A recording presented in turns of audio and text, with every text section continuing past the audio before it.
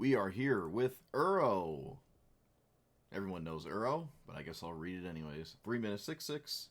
When you play it, you explore basically and gain 3 life, and you can escape it by exiling 5 other cards.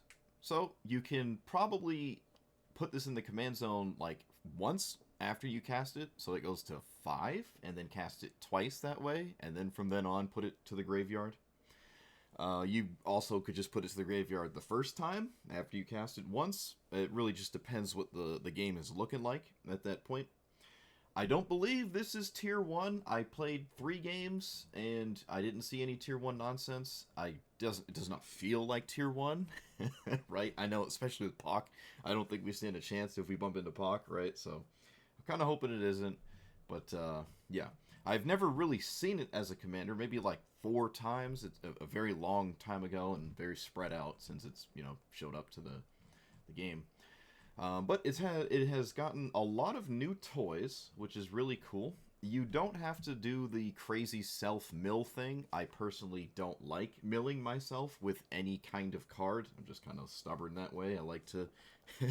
Every time I see I mill over, I don't know, Ulamog, I'm like, man, I really wish I drew that. It's an emotional thing. It's not very logical. But I just don't like self-mill strategies. And Uro can definitely self-mill and be fine, right? Because you can just keep casting Uro. It is just blue-green, big ramp stuff, right? Got other big stuff to cast if Uro just can't seem to hang out and play too often. Although Uro itself doesn't necessarily win the game. It's just like a crazy, annoying to deal with if you can even do that value engine. I am running Otherworldly Gaze. It does Surveil 3 twice.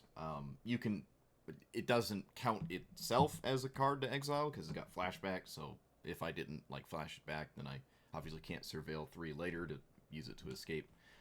My removal are the Frogifies, or Humiliates, whatever you want to call them. I just have a few in here, but not really other than just counterspells, obviously. Excuse me. The ramp package is awesome, but most especially is all the fetch lands. This is just insane, right? Like, look at all this. This, to me, is crazy, and they all just count towards escape. You can't run... This isn't 3 colors. It would be awesome if it was, because you'd have so many fetch lands. You already do, but, you could have so many more if it was just 1 more color in here. You can run fetch lands that don't find any lands. I don't advise that. You can run the black-red one, Bloodstained Mire if you want it to. You can't run then a Blood Crypt to find, because it has a mana color identity to it, because it produces that, but the fetch lands don't have a color identity, so you could run more than this.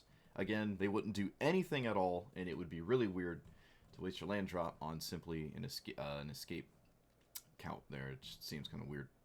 I had Ledger Shredder in here, but I noticed I wasn't really casting more than 1 spell a turn, unless I had a cantrip in the same turn I had a counterspell or something. So Ledger Shredder drawing and discarding wasn't really the best option. If we find ourselves with a lot of scenarios where there's 4 cards in the graveyard and it's really miserable, I guess we could reconvene with some draw discard spells and stuff like that. Those are kind of fine.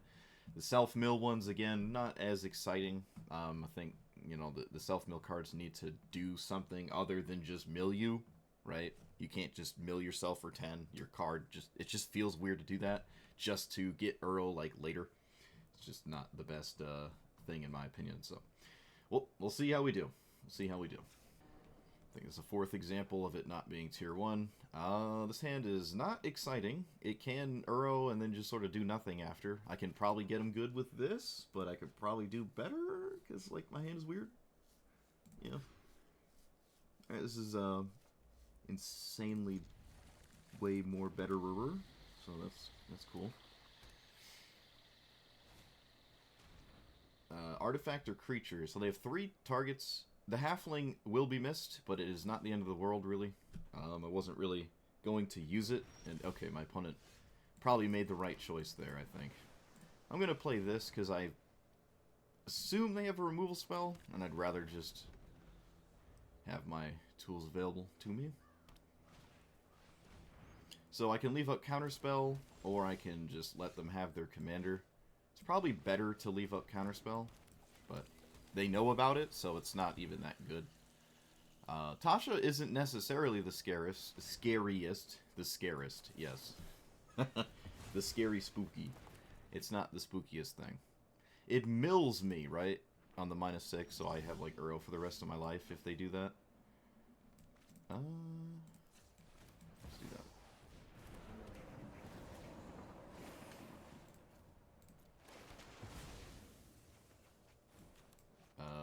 Decline, right? Yeah.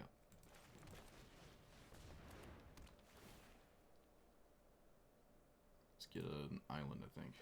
Alright, well, hopefully this gate finds a good card. I'm not really scared of Tasha, really, especially with this in play. Like, it pluses, and then I hit it, and it goes down to, what? 2? Goes on to 2. Okay, let's see what's here. Kogla's a really good one.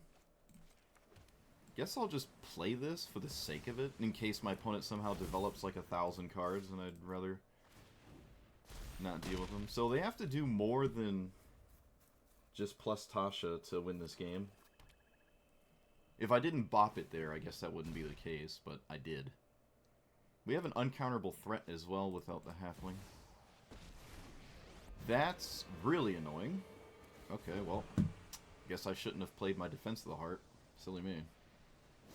That probably just cost me the game. I also probably should have swung with the Delighted Halfling last turn, so I could literally kill it for Tasha, and then cast my commander. So that was a bit rough. I also, I guess wait, was it, this was at 4, right? Yeah, it was at 4, so that attack made sense. Yeah, we can commit Sudoku here by swinging into Tasha with it. Oh, okay. Choose a creature, battlefield, opponent's control. Well, I mean, obviously this one.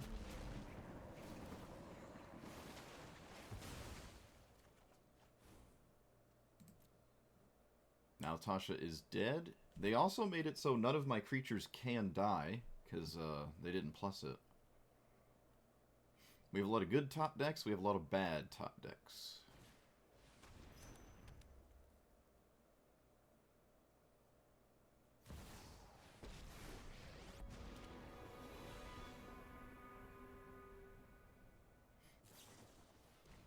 And my opponent has an exile effect. Great. I should have said that too. There's like nobody exiles stuff in this format. It's just not a good strategy, almost always, to attack your opponent's stuff like that. Okay, well, I can kill both my opponent's stuff, which is quite surprising. Okay.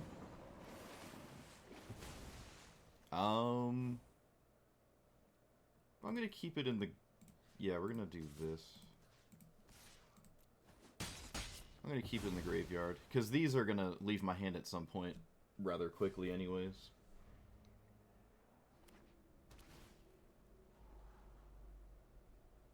They tap 6. They could have a Spell Pierce. That would be annoying. If we get around a discard spell, though.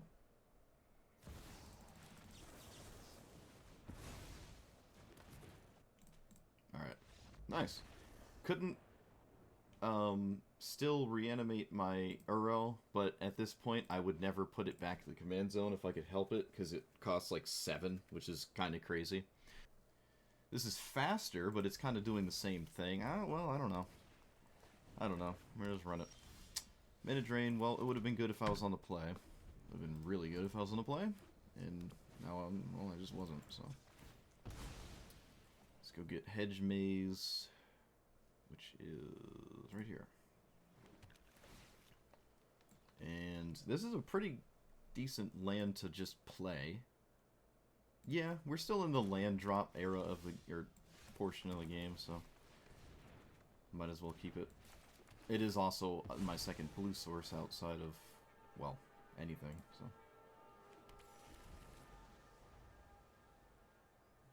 So, I kind of don't want to draw land for Cultivator, but if I do, I guess I could play Uro. So I kind of have options, I guess.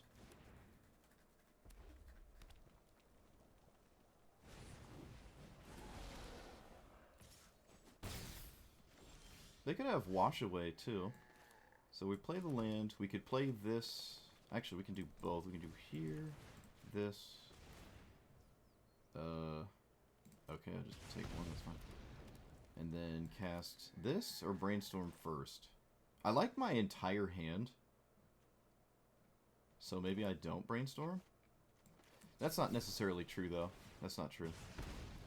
I don't like my whole hand. I don't even know if I like eating my piranhas in this matchup. I don't think I do. I don't know. Maybe I could have done that better.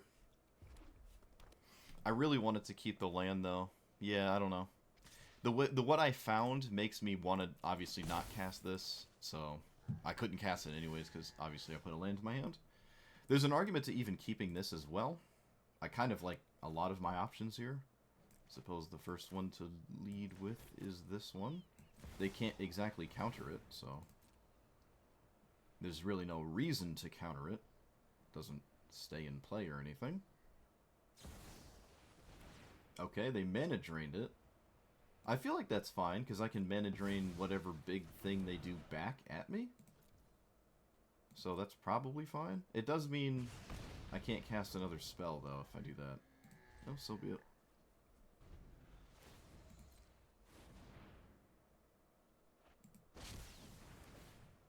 That is a very good thing to counter. They don't have any blue mana.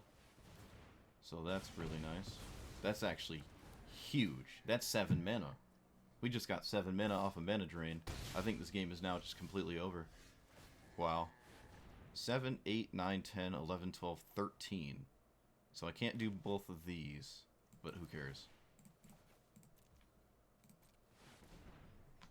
Thank you, opponent. We will get Foreign Klex and Titan of Industry, because those are very devastating. We'll play like this. Wipe out this thing. Wipe out that thing. Yeah, my opponent just got completely blown out there by mana drain. Like, absolutely destroyed. So it's just... I don't know. Oh, look at that, the mirror. Not the most exciting mirror, but it can be kind of funny, I guess. Sure, my opponent's deck's probably a little bit more tuned than mine, but I also don't have a 1-mana green spell, which is very devastating. But, oh well. Turn 2 Cultivate would obviously be really, really, really good. I'm gonna keep it anyways, I guess. Just not a great hand. Not an amazing one. I think this is blue only, right? Yes, we have a lot of blue mana. Which I guess is fine.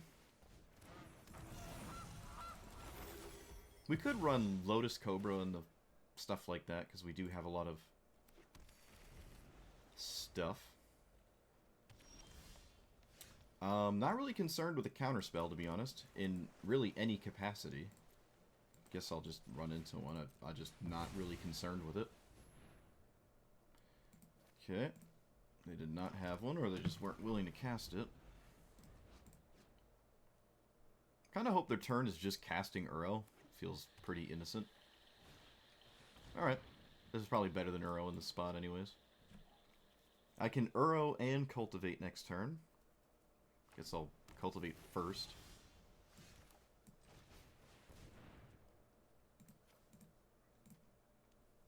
Man, we're just basic lands for days decks. Look at that. And I could put Uro to the command zone. Yeah, let's put the tap land in play. Why not? Do I put it to the command zone? Nah, we'll keep it where it is. Oh, I mean the graveyard. We'll keep it in the graveyard. 1, 2, 3, 4, 5, 6, 7, 8. So if they tap out this turn, Foreign Klex is very, very good. Okay, that makes a 5/5. Okay, they just put a bunch of lands in play. Does not make any 5/5. How many lands we have? We have 3 lands, and they named Giant with a thingy-ma-booper. Sure. Alright, well we have access to this now, which is really good. Relative to what my opponent had just done. So, I'm running out of basic land targets, which can be significant, because I can draw some dead cards due to that, but, I mean, all the basic lands are in play, so... argument is I don't really need to find more mana anyways. Defense of the Heart can be useless in this game, useful in this game. This fluctuates, but I can't like do anything about that. What do we have on 8 that makes me lose? What's the I lose the game 8 spell? Alright, there is no I lose the game 8. Fine. Is there an I lose the game 7? Nope, not necessarily. This, not really that big of a deal, in my opinion. I'm actually not even running Primeval Titan. Don't really know what kind of lands, like, value-wise, I'm finding with it that make it appealing. They can't play another creature because Defense of the Heart until they answer Defense of the Heart. Or just trample over me with, like, Crater Hoof or something, which is totally possible. Alright, never mind. Literally nothing matters. I just top decked the smoothest of brain cards. I guess I'll just do this because I want to first. I want to cast it. You can't stop me. Basically pays for itself, too, because all my lands tap for 2. Alright, yeah, I think my opponent's going to concede no matter what I target. But, I'm just going to do this. Probably, yeah, there's probably no beating that. Especially in the mirror, where, like, the best thing to do is cast it back. But all of their lands are stuck because of Vorinclex. I mean, I guess this bounce land could be a little awkward here, but I don't know. Maybe it's fine. So we don't want to see Esper Sentinel or Ragavan. Guess I'd prefer Esper Sentinel, though, if I had to choose. I don't know. Make Disappear could be useful. Alright, looks like they have a 1-drop, which is not good, because all the red-white 1-drops are pretty good. Well, a fair amount of them. Give her runes, surprisingly not the scariest, though, if that is what it is. It could also just be a Surveil land, who knows. I assume it isn't, though. I'm going to go ahead and confidently say it is not. Alright. Well, it's a 1-mana 2-1, but it's not a very good one. Not a very good one on its own. Let's do this here. I don't have to leave up my counterspell this turn cycle, which is the most relevant thing. I kind of jacked that up. Maybe I wanted to put the Haven here, because if I want this untapped again with the Archway, I'd have to pay 2 life. Yeah, maybe I wanted that over here. I don't know. I didn't. Looks like they just naturally had it. Look at that. Surely it has another 1-drop. Wow, no additional 1-drop. Okay, so my lands are awkward. I guess I'm just playing tap, land, go. And yeah, my lands are just super awkward. Mana draining their commander is 3 mana, and then I'll have 3, 4, 5, 6, 7. I could play this. Not the scariest threat again, but it does stonewall my opponent's strategy for the most part. There's like Goblin Chain Whirler and stuff that could be bad. A lot of 1 damage kind of things could be bad. That is just a very good card as is, and I'm just going to deal with it. It's probably better than their commander. Just half the reason they probably cast it. Okay, if I cast Uro, can I do anything else? Not really. I think it just makes sense to run this out. I don't know in what universe I choose to not play this, other than maybe... Okay, you know what? This makes sense to me, because I can leave up my counterspell. Yeah, I actually like this. This makes sense. I can also actually play this on a land that doesn't feel bad to pick up. Yeah, this actually works out. There's no Hornet Queen, but we're not under crazy pressure. I can counter their commander still. And if they don't have anything, well, now I have a bunch of lands. And they just do the same thing. Just slightly slower. Oh, maybe there's Mana Tithe. Who knows? Funny enough, Emrakul's looking real bad. If ever someone was not going to concede instantly when I cast it, this feels like the scenario in which that would be. Okay. To me, it makes the most sense to cast these things over really anything else. If they do have Swords to Plowshares or whatever, I'm just going to want a bunch of 1/1s. And that's fine. Could be Lightning Bolt. I don't think it's Mana Tithe. If it was, I didn't respect it, but... Yeah. I'm starting to hate this land here. It's starting to get annoying. I think bounce lands are still kind of useful, especially with Uro. There is only one in the deck, too. It's not like my entire deck is that. I also did not have to cast that immediately. That did not have... This has flash. I did not have to cast it. Alright, looks like it just snap resolved, though. Thorn Mammoth is probably the weakest of the bunch, in my humble onions. Let us cast Uro. Don't feel too bad if it gets countered, because again, it doesn't really do much. Getting countered.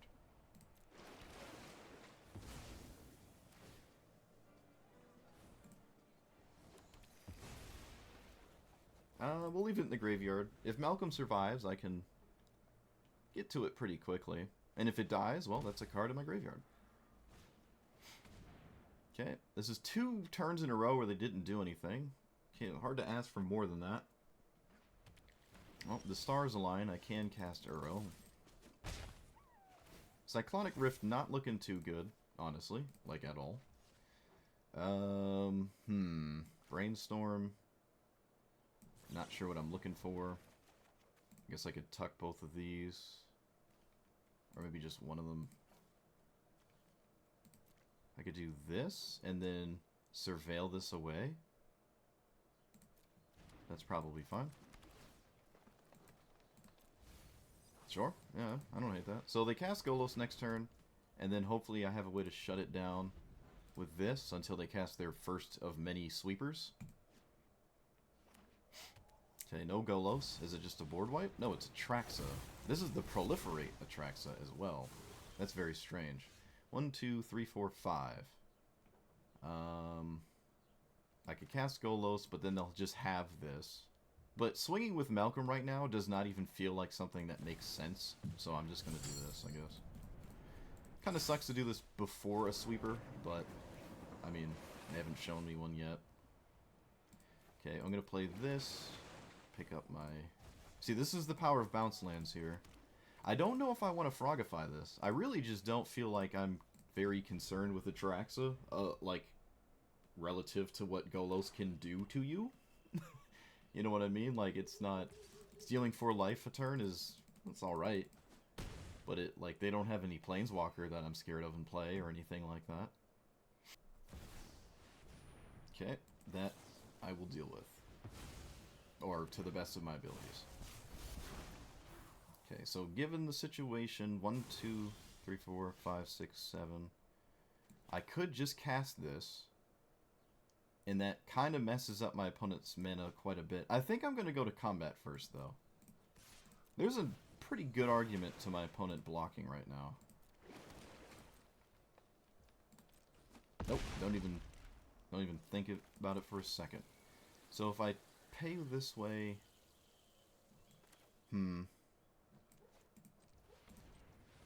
Let's pay like this. Leave up my joint exploration. There's really no reason to not do it, so I might as well if I can, instead of tapping differently. I fully expect a sweeper at this point, I'm sure. Which means I probably should have blocked. Probably should have blocked there. Is what it is, though. Oh, look. It's the perfect penultimate counter sweeper yet again that exiles and doesn't destroy. Because, of course. Why not? And I'm max punished for not blocking, because now Malcolm doesn't go to the graveyard either. Very fun. Very interesting. Nope. Can't play that. I guess I'll take the Consider, because it puts a card in the graveyard. I can leave up a counter spell if I cast this, so maybe it doesn't die to an end-step Swords or something. And it's obviously a really good draw. Or, excuse me, something really good to play. Post all of what just happened, so. Alright, looks like we just beat Golos. Look at that, I actually beat it. But we take those. We take it. Temper Tantrum or not. Looks like we were in an excellent spot, even if they came back. We were just in a really good spot, so. We beat the Golos player, and they threw a baby fit.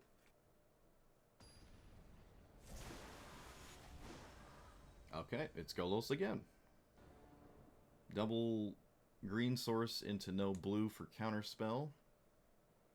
But otherwise would be a good draw, or something to play. Anywhere else on the play with a Haven, I don't know, fast mana is good mana. If it's not good enough immediately, I guess I'll just concede. Change the Equation does actually have a fair amount of things it could hit. There's a lot of early ramp. That's like somewhat relevant to counter, including turn 1 ramp spell. Okay, that one's a little annoying. As it stands, doesn't fundamentally change much, though, to be honest. Guess I'll do this. Yeah, I'm playing blue-green mana ramp with some counter spells. That's a pretty good thing to counter. It's not a legendary, right? So I can change the equation. I will change its equation. Okay, so I cast Uro.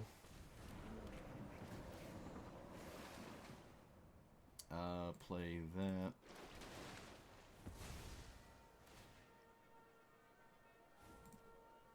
I think someone tried to, like, scam me in my chat earlier. I don't know if you were here for it. And it was really weird. And then they got mad, started screaming in a different language when I called them out. So I want to cast this... So I guess it's fine to shock myself. I highly doubt life total matters. And I'll get an island. Oh, you see it? Yeah, that was really weird. Such is my life, I guess. I don't know. They're really weird. I think I was just a step ahead of everything they were saying. And they're like, alright. Obviously, I can't scam this guy. I'm just going to move on. I'm getting, like, more and more scams as time goes on, too. Wait a minute. This is mono green. This is a mono green Golos deck. It just hit me. That's actually pretty cool. I'm way less upset if I lose now. That's actually pretty cool. I mean, they still have the rainbow-colored land to go get, right? Like, they can still just get every color and play whatever, but that's kind of... Like, the first Golos cast gets the rainbow-colored land. Boseiju is pretty useless against Golos, because Boseiju and Golos is, well, pretty useless. Alright. I mean, this is fine, I guess. I have... finale for 8. I really don't know what I get. I really do not know what I get. I could get Kogla. I could just get Kogla. No way they don't get the World Tree. There's no way they don't get that. That would be insane. Yeah, there you go. Don't know why that took more than 2 seconds. We can... Well, we kind of want to do it pre-combat so I can push 4 damage. 4 damage. Man, if I had Craterhoof right now... Oh well. We're just not running it. And this is not a game that would convince me that I must run it moving forward. So, yep. Let's do this for 7. They have a spell that's probably very devastating. Does that change my choice? I could get Thorn Mammoth. Kama is also pretty solid. 1, 2, 3, 4, 5, 6. It can shut down a Golos activation next turn. And then just be very annoying. Yeah, this works. I can tap a land on their upkeep or whatever. That works. It's kind of weird though, but I'm respecting the 1-mana green spell that they're screaming to have in their hand. Because there's no other reason they'd have priority right now. Wait a minute. 1, 2, 3, 4, 5, 6, 7. I actually cannot shut down Golos. I cannot shut down Golos. So I guess I just let them send it. Yeah, that sucks. Because of the halfling. I didn't count that as mana. Alright, well, it's a mono green deck with a bunch of ramp spells. Yeah, alright, so they didn't get anything. Look at that. That's hilarious. Feels bad, though. Well, they signed up to do that. Just kind of feels bad. Oh, they named non-green. Look at that. That's funny. I mean, it doesn't really matter, but... playing this pre-combat matter? I don't think so. Yeah, I mean, Golos is really, really, really good, but mono green Golos, probably not as good. Still really cool, though. I wonder if we want... Ooh. We got a mythic wild card and a mythic card. Cool. That's one of the better packs I've opened in a while. Wow. Guess I gotta throw that in the YouTube video, huh? But, as I was gonna say, I wonder if I want Scute Swarm. We do play a lot of lands, and we do have a lot of lands that have 2 landfall triggers. Sure, there's a way to make room for it. It's not the worst card. Maybe dropping these cantrips. I like the cantrips because they feel the graveyard pretty quickly. But maybe if the card itself was just a good card, I wouldn't have to like cantrip for anything. Right? I'm not playing any big card draw spell, and maybe I should be. Cyclonic Rift has also surprisingly felt useless. Now that could just be situational. But maybe this just isn't the kind of deck for it. I'm trying to think. There's a lot of things we're playing against, because now that we are in Tier 1, I can reevaluate certain things. Like, oh, we're always going to play against the same 5 best commanders ever. Therefore, what is now bad? Because I will not see other commanders that I was kind of hoping to see. Cyclonic Rift seems to be one of those cards. I'd almost prefer it to be another Humiliate, actually. Another Froggy Boy. Yeah, and it feels weird. Like, I'm not a big fan of Opt. Consider Surveils, so, like, I can put 2 cards in the graveyard with it. I know they're 1 mana, and they help fix, like, wonky hands, and they're not the worst thing to top deck late game, because it lets you redraw with selection. All that jazz. And just a 1 mana card that feels escape. But I personally think we could just do better than these goofy cantrips. We'll probably still keep the Otherworldly Gaze, mainly because I don't really get to play it that often, and, well, might as well. I had Pact of Negation in here for like 2 seconds, and I thought the wiser of it. I don't think this is a Pact deck. It could be, though. We are Tier 1, so. But we are going to add Scooty Boy. We could add Lotus Cobra. Could just add Lotus Cobra. I mean, I guess. I don't know if we're a Nykthos deck. It is blue, blue, green, green on Escape. I don't think we are. I'm not convinced. I'm not running Growth Spiral. Maybe I should be. It's probably like top 20 card, right? I do kind of want more lands if I'm going that route. We have 42 already. Maybe I don't want more. Should I add Craterhoof randomly? We do have like almost every... We could make it so that Craterhoof is almost always lethal with Craterhoof Hornet Queen with Tooth and Nail. This does not need haste to just give like all the other creatures +5/+5 because it has a bunch of tokens. I'm pretty sure it stacks it correctly. I know you can manually stack your triggers, but you want to obviously put this to get the insects before you get the Craterhoof trigger.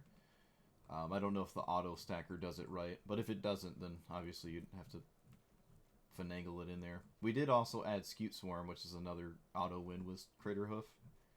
They didn't answer it. Yeah, we can probably make room for it. Emrakul is only in here because people instantly concede when you cast it, even if it was really bad to cast it. People just have a habit of conceding. I have like a half the... Probably about, at this point, about 50 to 70% of the time, I've like won the game after they cast it. But it does win. You know, it can win. It's not a bad card. It's just not the best among the big things you could be doing. Honestly, Cityscape Leveler or Portal to Phyrexia could go in instead. Portal's not as exciting because it's not like tutorable with all my Tooth and Nail nonsense. Just like a 9-mana artifact that has a chance of not really doing anything as well, which could be rough. I've had no success with Body of Research. I'm not going to try to do it here. I've also had no success with the new Oko. I don't think I played it as a commander yet. I really don't think it's a good card, unfortunately. Could keep it simple. Both sides of this are pretty relevant. Although the Aftermath sucks with Escape, actually. It's just flashback, but you get a different spell with the flashback. Yeah, no, it just doesn't work with Escape.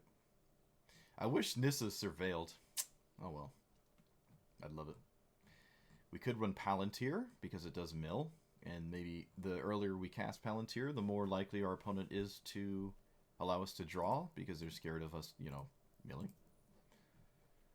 Let's see. What are our mythic options in colorless? I don't like the One Ring that much.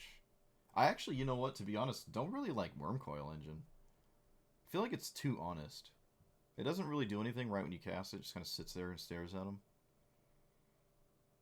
If it was 7 mana, it would be a hard no. So, I don't really know if I like this as a turn 6 play. Or 6 mana play.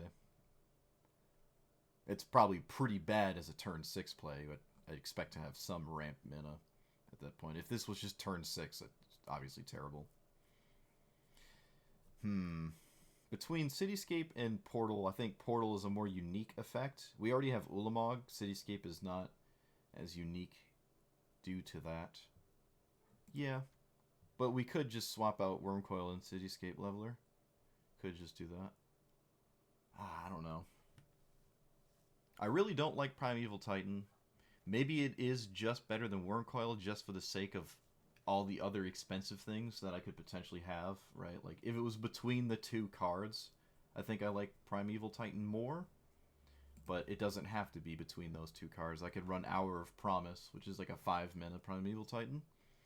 And I think that card is just better. You usually don't ever get to attack with Primeval Titan, like, ever. So, if you had a choice between the two, even if you do, sometimes it just doesn't really mean much. I do like Scape Shift as well, just because it doesn't let us go down any mana. I guess we're just gonna send the Crater Hoof, yeah. Alright, we'll just send the Crater Hoof. Why not? Alright. Let's lead with Halfling. What am I playing against? I wasn't playing. Okay, just this. Life total probably doesn't matter. Colors do. Yada yada yada. So what are we losing? Disruptor Flute? Is that some kind of degenerate anti-commander card? What do we do? What do we do? What do we do? Guess we play this one because it's a card in my hand. And then next turn, Migration Path, because that's also a card in my hand. Enters battlefield, choose a name. Yep, it just shuts down commanders, just like Ruined Halo or whatever that other one is. Oh, Innocent Blood. Ooh, that's spicy. Let's see. Turn's looking kind of sad. I guess I did kind of need that. That's unfortunate. Am I cycling this now? Nah, we're just going to play this as a land. I guess I am cycling this. Well, no. No, I can just otherworldly gaze and not be too upset with the outcome. Go away. I don't have a land. I could play this as my land drop. Kind of like both of these cards here. No, we'll just do it like this. That's fine. Just run out Uro. If I hit a land here, I think I can cast Uro again. I did hit a land. Nicol Bolas makes me discard. It doesn't make me sacrifice or lose a creature. So I guess I'll just do that. It's going to be blue, right? Yeah. That's fine. Okay, this is the fastest Uro I've had in 90 minutes. It's incredibly fast. I think it's just poised to immediately die, but it's still pretty cool. I just wouldn't want to see them, Oh, that's actually... Okay. Sure. Guess I recast it. Groove Spile first? Sure.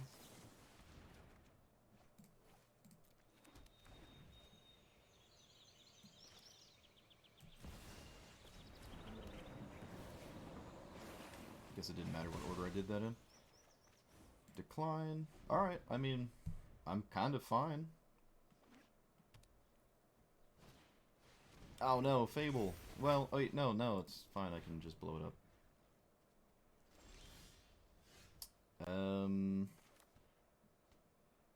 Feels kind of weird if this gets hit by... Actually, there's no 1-minute spell that stops this. Yeah, there's just nothing they can do. Okay, I'm gonna give it a shield counter, and I'm going to blow up their Fable. And then we will let them get their treasure, assuming they swing into me. I could have made a 4-4. Maybe that was just better, actually. Maybe the 4-4 was better. Because I'm expected... Yeah, because I'm probably going to block. Yeah, I probably wanted the 4-4. Am dumb. Am dumb. Stifle? Yeah, it could have been Stifle, you're right. That would have been completely insane, but you're right, they could have had Stifle there. I guess I couldn't be too upset with that. If they're stifling and naturalize, I mean, you know, that's probably fine. They binned a land. We know of no land. Well, their hand has no lands in it, and they got rid of one. That's crazy. Yep, I'm always blocking, so the shield token was definitely a mistake here. Maybe I'm not blocking because I have Thorn Mammoth. Yeah, what if I just, like, let him have it? Just like, alright, deal with my 7/7 that doesn't die ever. I dare you. Sure. All of these are phenomenal. I guess I'll put this one on top to shut down their commander, because I'm going to get rid of the Frogify. No, I'm going to get rid of this migration path. Let's see, how much mana do I have? 1, 2, 3, 4, 5, 6, 7, 8, 9. Okay, so I want to cast this next turn. Wow, that was an amazing set of cards there. Okay. Yeah, I mean, this is kind of awkward. This is, like, really awkward. Let's see, they make a treasure, they can technically flip this, and it doesn't necessarily do anything that I'm very concerned with. Or, I can just Frogify it anyways. Nah, we're just gonna cast this. We came here to do this, yeah. And this also lets me draw another card, so I'm, like, still sifting through value and stuff. I don't really like this, especially on the draw. I guess it's, if we don't draw, like, a green thing, and they have one, we'll just concede, because we'll be way, way too far behind. Okay, they don't have one, and we drew one. Literal best case scenario.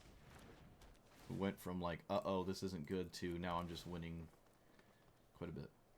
I don't need another one of those. I already have one. It requires that I draw a lot of lands. I'm just not going to assume as an outcome. Ooh, we're not running this. Maybe we should. I don't know. It doesn't go to hand. Oh no, they milled the cards. Actually, both those cards are really good. Okay, let's put this in play. Let's put this in play. Wait, no. Growth Spiral into land into Malcolm? I think I want Paradise Druid in play. I think that's just better right now. Again, life total isn't super relevant, so I'll just get Breeding Pool. And they'll probably trade. I probably shouldn't trade because I have Craterhoof Behemoth. But we both just add one to escape this way. I think it's fine. They gave the bottom tier commanders a negative score. Really? That's funny. How does that work? Were they accidentally looping back up to tier 1? Or were they just, like, playing against popper decks? Like, what does a negative score do? How does that work? That's funny. Alright, make disappear seems pretty useful. Let's do this. Kind of wanted to not play this till the last possible second. Because it's just is what it is. I don't even have to name... Let's just name Praetor. Oh, giving away my hand feels ugly, but, like, I don't really need it for any other reason at all. Decline. We can swing, right? Yeah, we only need 2 mana for the turn cycle.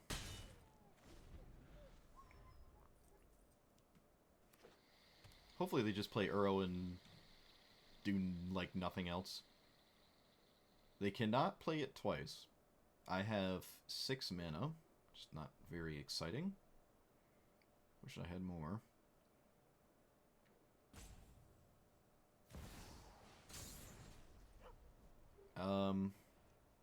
Let's just stop it. Because eventually Make Disappear is useless, and I might as well try to just prevent my opponent from getting an Uro. I just have an Uro of my own now. Whoa, wait. Okay, yes. Yeah. So I play my land first. I do not have Cavern Souls, which means Wash Away just solos me. Okay, there's no Wash Away. 4 mana, that's pretty cool.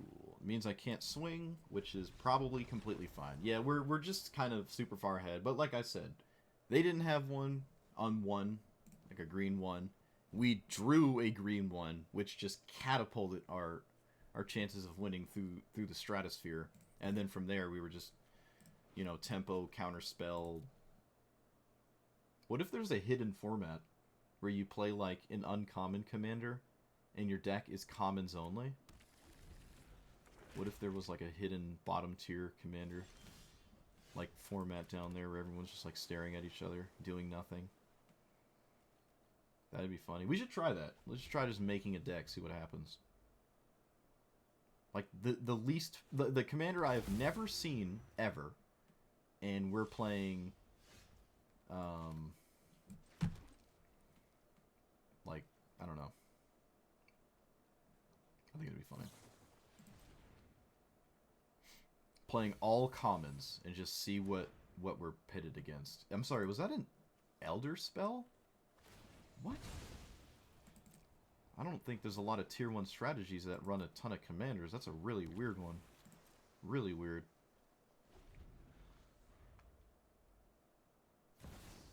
Staff of Completion. Do I let that resolve? I feel like I do. But I also should probably, like, cast my spells so I'm not leaving them not up. So if I get rid of a land, I can cast the Cultivator, but that means I'd have to draw a non-land. I don't know, I'm just putting it in the graveyard nonetheless. I'm going to counter this. It's a soft counter. Could wind up being useless as the game proceeds. Speaking of useless... I guess I can do this. This is pretty... Because this actually isn't a land while it's in my hand. Sure. Alright, that was pretty good. Disruption's, not looking too good, though. What's nice is countering Uro repeatedly gets you, like, nowhere fast. They do have Hive of the Eye Tyrant, which can eat graveyard cards, but that's your entire turn. And that's probably a really bad thing to do. Opponent doesn't know it's actually pretty good, because my hand is kind of meh, but they'd have to, like, do that, which is kind of rough. Especially if the land dies in some weird way. You're just going to feel really terrible about it. Oh, alright, we figured out we don't want to play Magic. Nice. So Uro... Guess I... Yeah...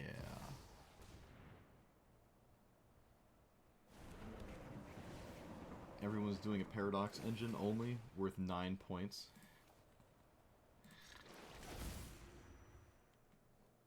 I bet the people are saying things like Counterspell is 4 Paradox engines. Alright, we can get into trouble if we go for it right now, so I guess we're not going to go for it right now. My opponent can eat it with their Hive, but again, that's probably kind of fine. I feel like I want to go for it, but like I also probably just like should not do that. Yeah, I'm sure the scoring system is probably just jank. It's probably super jank. I don't doubt that for a second. Oh, we're getting into a fight. Is it a fight worth fighting? Is it a fight worth fighting? No, it is not a fight worth fighting, says the opponent. Alright. They cycle a sensor. Sure. Zenith Flare 216. Wait a minute, are these points... Are these the actual point values? Because I was just winging them. I was making them up. I don't know anything about the actual point system.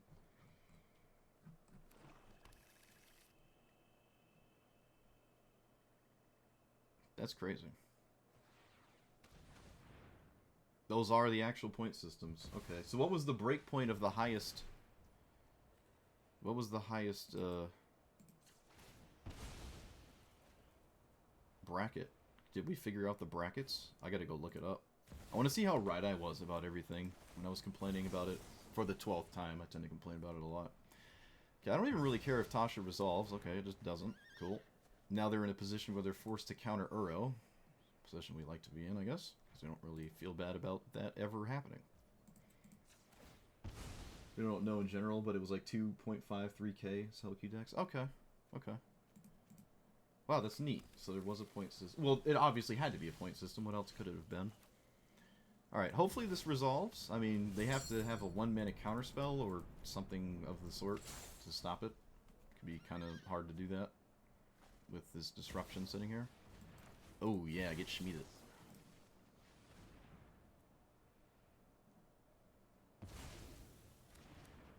Alright, we got Uro. Unless they have, like... No, they don't.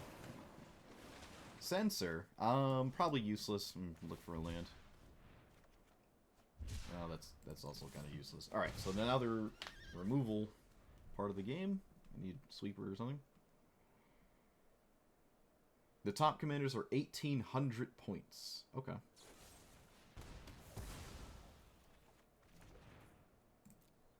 Top commanders are 1,800. Karn, the Great Creator. Well, there's no sideboard, and I don't have any artifacts. This is a literally, it's completely dead card. I can ignore it to its entirety. It literally has no text. I think I should just play this. Just resolving a big dumb thing is probably better than anything else I could potentially do. Oh, Pact of Negation? I think they have Pact of Negation. I don't know what else it could be. The fact that they didn't just cast it there, maybe it isn't. I really don't know. Yeah, this literally doesn't do anything. Unless they exile their own artifact somehow. Which they did. They do have an exiled artifact. They can actually recur it with Karn. Opponent might not be aware of that.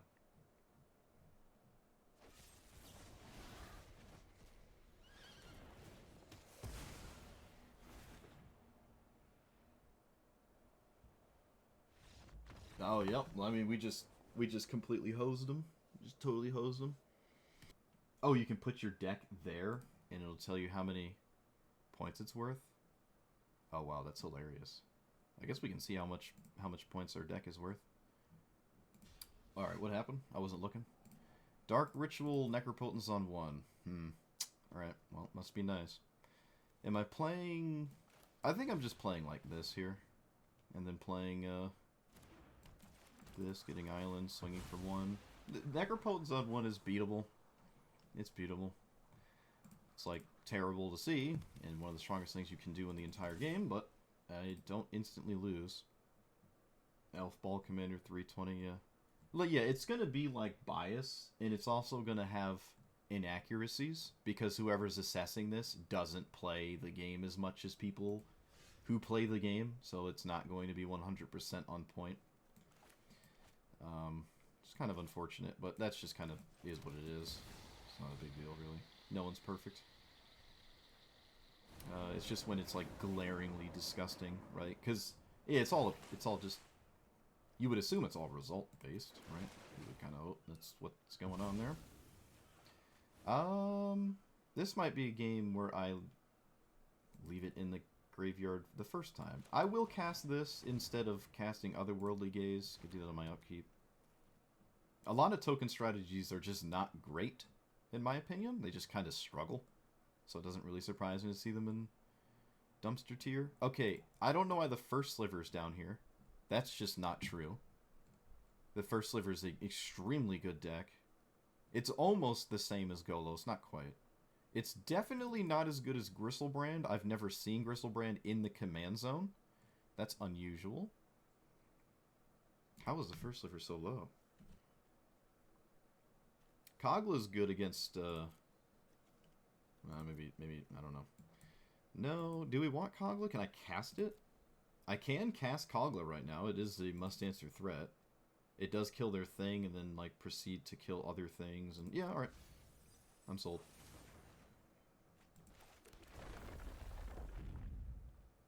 I could cast my commander too, but I think it's probably better to just send the Kogla, kill this token, and then just have a must-answer thing in play. Just feels like a better idea to me. I have not even been paying attention this game. I win the games I'm not looking at and lose the others. It's funny. Well, I haven't won this yet. I haven't played against Yawgmoth in quite a while. But they must have a board wipe, and it can't simply just be Languish. It has to probably be a little bit more significant than that. The evens and odds one?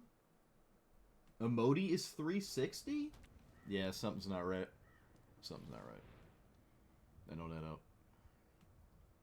Emoti is not 360. I mean, the win rate is what it is. I would throw a challenge flag at that. Is showing me the results of Emoti's win rate. I would be kind of surprised that it would be rated so low. The deck has weight as well, right?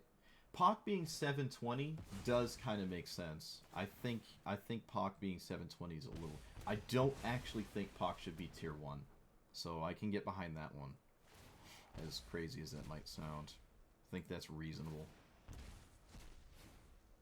That one I would get behind as a Magic player. This Necropotence is either going to win or kill my opponent. At least 1440, maybe. I mean, when I look at the other 720s, I'll probably agree. I don't know.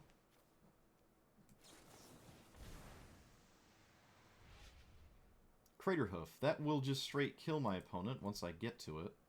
I guess I'll just leave it on top. It is a surprise, what, at minimum 6 damage if everything else died. Don't see why I wouldn't just keep that. Alright, Uro, do something weird. I didn't leave up Wash Away, but I'm not really concerned at all with Yawgmoths just sitting there. It's a creature-heavy mono-black deck. They might not run... I'm not going to play the land. I would much prefer the land be in hand through a discard spell, I think. 1, 2, 3, 4, 5, 6, 7... No, that's not true. I need 8 mana anyways. I'm just going to play it. More 1/1s just concern... Oh, yeah, I had to play it because I can get a second Scute Swarm if they had odd form of spot removal. Alright, so now there's Crux of Fate, and a few others at 5. Yeah, Modi probably shouldn't be 320, but some of these make sense at 1440, and I don't know. Okay, this gets Languish? No, the even odd card, and name's odd because that's my entire board is odd, except these 2 1/1s. And then I have 6 mana after, and I cannot kill them with this because I can't cast it, but they go to 8. I do lose my graveyard. Well, none of these things go to the graveyard, so I can't recast Uro. But I guess is what it is. They just straight up don't have them? Okay. Well, now you're just dead. Now you're just doomed. This Necropotence is just so greedy. I mean, honestly, I one-shot my opponent, though. Like, I kind of one-shot him. So, I guess the Necropotence was basically free. Like, all the damage happened at the same time. Right. I'll play this pre-combat so I get more 1/1s in case some weird 1-mana black disaster happens. The Black Fog. I can't remember the name. High Moon, or whatever. Non-blacks can't deal damage, non-black creatures. Something like that. I mean, it's not in the game, but I'm going to act like it is and be overly respectful. Yeah, this is just GG. Okay, I wasn't paying too much attention to that game, but Necropotence on 1. They probably kept it thinking it was good enough, and initially I thought it was. Necropotence is extremely powerful, especially on turn 1 with Dark Ritual. It's absolutely disgusting.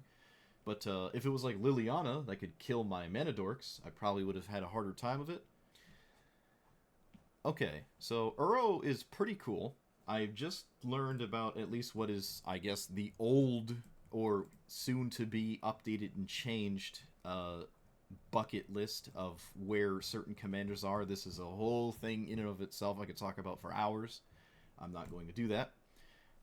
But Uro, from just playing it, played against some things which apparently are like in the tier 1 bucket, but also the tier 2 bucket.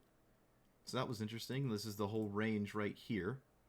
Nicol Bolas, we played against that. We played against Golos a lot. Played against Uro. I didn't see any Winotas, actually. Or Essicas. Played against... I think there was an Atraxa, there was a Niv Mizzet, and there was a Malcolm. But I did also play against things that were not in this as well. I guess that's possible. Oh, I played against Kaito, too. Where's that red-white artifact thing that makes 1/1 servo dwarf tokens? I don't see it here. Yeah, I don't see it here. I also played against some other things, too. So, yeah, Pakal. Is Pakal in here? Inimpakal. It is. I played against this a couple times today, so it wasn't exclusively within our bracket. Actually, well, it was 2 brackets down. So I don't, again, this could just be the weight of your commander, and then your deck is weighted differently. That's just the initial commander point. They said there's like a balance between the two. Apparently this is all getting changed because it got compromised. It's probably not because it needs to get better. It's probably changing because it got compromised, which means it's going to happen again. I don't like the system they've got in place. I know there probably has to be some kind of system. That system probably, in my opinion, needs to be public information. I was saying this earlier, but I don't know where it was in the 2 hours. I'll say it now. Like, I think it's strange that they don't make it public, and I think it's worth trying, where everyone knows where they are in the bracket. You have a point system, and you see your point value. So, we're like, alright, I'm 1 point below the bracket. Everyone will probably be right there, and then everyone will be the next one, and the next one. So, everyone pools themselves together, kind of, in these, like, tiers. So you're not at the bottom of tier 2, fighting against the top of tier 2 constantly. You can actually pool closer together. Now, it could work like that, because we don't have complete information. It doesn't necessarily feel like it does. And there's always the issue of every card having a point value means it is hard to balance everything. Actually, it's incredibly difficult. You have to go card to card, and you're not just banning overperforming or buffing underperforming cards like they do in Hearthstone. So this is a little hard to keep track of every card, and then a whole new set comes out and you got to track every card and reevaluate every card. So like it's extremely difficult to do that, arguably almost impossible. So maybe they pool things in a certain tier, like Llanowar Elves is identical to Elvish Mystic, which Halfling could be weighted slightly higher. The uncounterable part isn't super relevant. It can be, obviously, but like that's not why you play this card. Grazer and Kami are essentially the same, although they are slightly different, but maybe they're so close you could just pool them together. Utopia Sprawl is probably the second best, depending on how often you see blue, because this one can't die, right? And it's just like guaranteed sits there. I mean, the Grazer and the Kami are also really good, but you do need a land. You can't just keep a 1-land hand, right? They're like not great top decks. This is always doing something. So I don't know how it's all weighted, but for Uro specifically, the matchups we played against, it felt good. I was playing before I streamed, and it felt like it wasn't tier 1, and then I hit the stream button, and all of a sudden I was seeing Golos everywhere. Golos, apparently, is not inherently tier 1. It's in, like, the tier 2 chunk here. I would not be surprised if you did play Golos and saw yourself playing against a lot of tier 1, because, again, your commander is not the only thing that is getting points weighted into it. I don't think. So if you have like a weaker Golos deck. I saw a mono green Golos deck today. And it kind of didn't really do anything except ramp, fizzle, and then it spun Golos, got lands, and Utopia Sprawl. Oh man, the poor chef. He was cooking though. I liked it. So I don't know how it's weighted, but it didn't feel like I was getting trampled by tier 1 decks. There's obviously the issue with this bracket system where it's funny because the bracket system I guess got spoiled, and I happen to play a commander where it's extremely relevant. This commander could be, depending on the deck layout, it would really be nice to know, Wizards, the point value of cards. Don't know why it's gotta be private, just let us know and see where the format settles with the knowledge given to the players. But it's not ranked anyways. Whatever. But anyways, it was not in Purgatory. Geist of St. Traft is in Purgatory. It is a terrible commander just because it's stuck playing against tier 1. I said that in the Geist deck. I said it like 50 times because it was getting annoying playing against Rusko constantly, and I just like lost every game because they have edicts and counterspells and nothing I did mattered. Board wipes, they just don't even ignoring Geist of St. Traft. I just lose, right? Like I can't even outrace the life gain on the Rusko triggers. It's just degenerate. And Rusko was probably the least worst of them all it was playing against. But Geist is rated so highly, it's played against all the good stuff, but it's not as good as them. I don't know why they think it is. Probably because it's better than everything below it. So it gets pushed up to something it was punching all these people around him, and then it gets pulled up to things that punch it all the time, and now it can't win, right? So there needs to be like an intermediate bracket for certain commanders, or they gotta widen out the horizon of what's good, so there's like a more expected spot to put it or something, because it's the jump from 2 to 1 for certain commanders makes them completely unplayable. Completely unplayable. Adeline is probably the best white commander, at least in my opinion. So that's just an issue that's going to happen.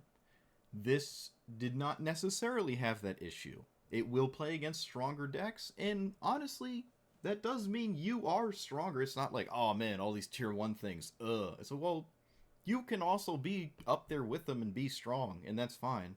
It's just sometimes you're not. I would say this probably kind of was exactly where it should have been in power level. This is just me placing it somewhere in my head if I were to recommend playing it, because what you play against is pretty significant when you choose to play a commander if you want to download this deck and try it out. Card per card is important, so if you want to like finagle around and edit the deck list that I had played here, you're going to wind up maybe pulling yourself too high or pushing yourself lower and having a better matchup against things. But if you pull yourself up too high, then suddenly your win rate tanks, and you're just going to be like, what? I only changed 2 cards. Well, sorry. You took out a 200-point card, added a 3,000-point card. You can shove it. And that's just how it is, I guess. So it's up to you to where to evaluate that. I guess that isn't necessarily anything new, though. We knew that through text alone. But as it stood, it felt good. It felt good to play as a commander. You got to make sure you don't misclick, because sometimes I accidentally put it back to the command zone when I did not want to. I only did it once, but it is what it is. I don't think this is my first time making a video with Uro, and it probably won't be the last. Who really knows, right? But having it go to the command zone at least once is kind of fine. Again, totally depends what the situation calls for. Sometimes it's like, yeah, no, we're just going back and forth, kind of doing whatever. I can cast this at 5 and then do whatever.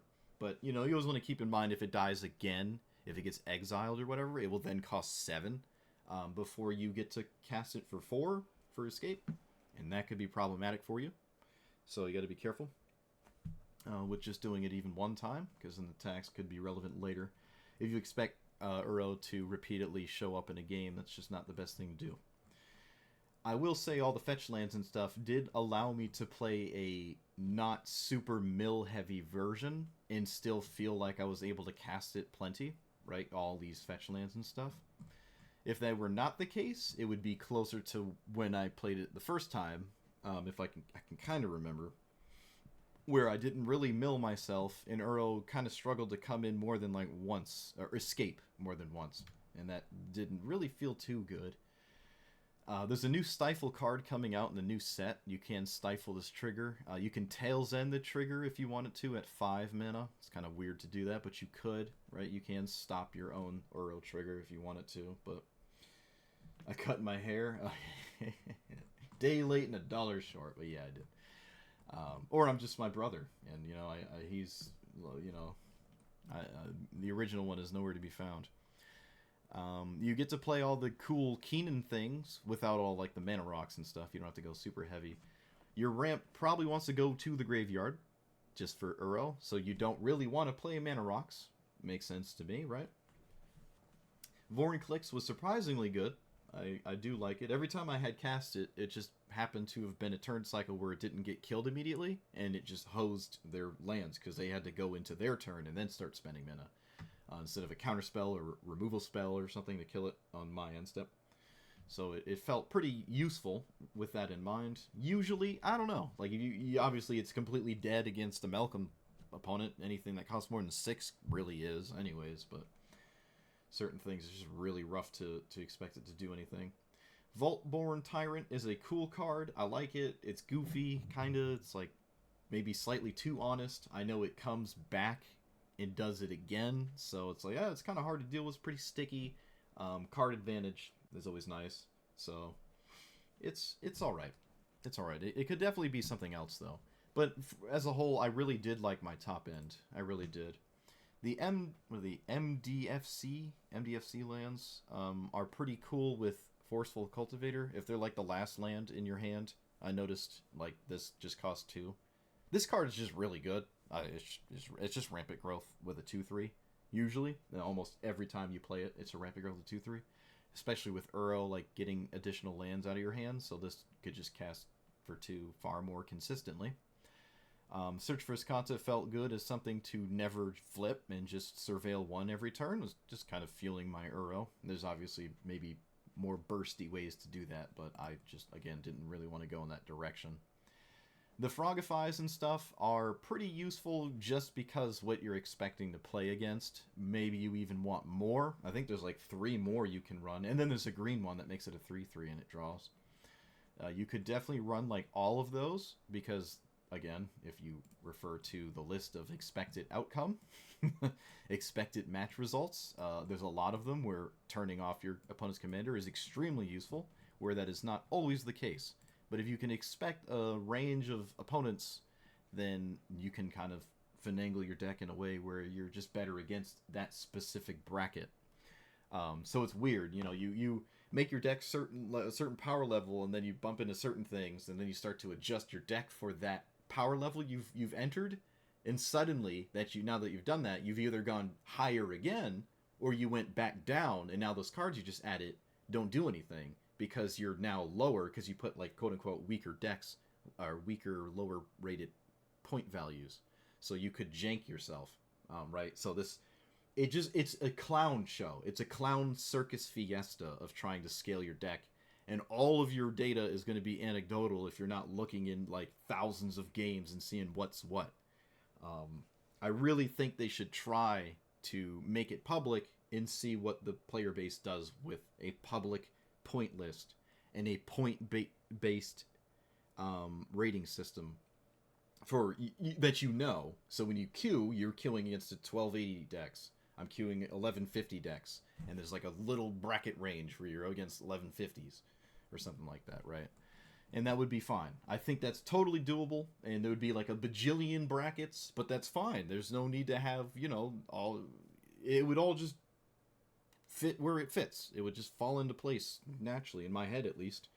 What we have now is a circus, so it's unfortunate. I know I'm complaining about something that's nothing to do with Uro, but I mean, we saw Uro for the past, wow, I played for quite a while actually. So yeah, well, that's that for this. I would recommend it, all things considered. I would recommend it. I like this commander. I think it's in a solid place for where it is literally placed. And it's fun to play, and it feels bad for your opponent when you're, if you like making people feel bad, when you hose them with a commander they can't like deal with 6 times because it kind of dodges the commander tax, and does a good job at replacing itself every time you cast it. It's also miserable, if not arguably impossible, to really counter it on the first time you cast it for 3, because you don't really care. They're just sort of countering your card draw at that point, or your potential explorer that comes with it. So let me know what you thought about Uro, and let me know what you think about the bracket system if you made it this far. Like, comment, subscribe, and I'll see you guys next time. Thanks for watching.